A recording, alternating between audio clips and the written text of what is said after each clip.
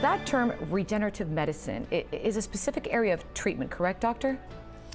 Right. When you have people that come in with an injury, a lot of them are more wear and tear. Okay, so we don't want to say old age because it can happen really at any age depending on the injury.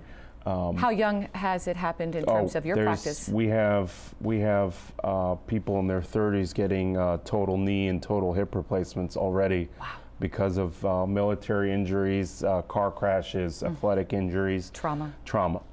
Correct. And it's sad because otherwise their joint may have lasted 60, 70, 80 years, their lifetime. Sure.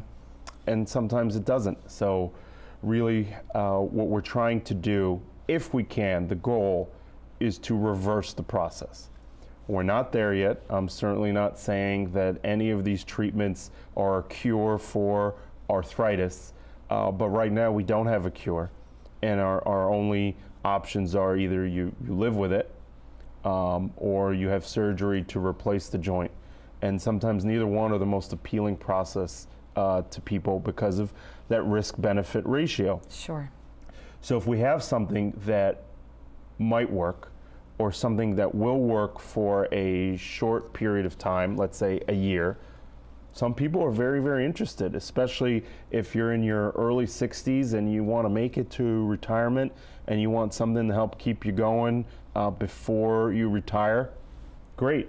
Or maybe you're in retirement and you want to actually enjoy your retirement before you go ahead and get your knee or your hip replaced.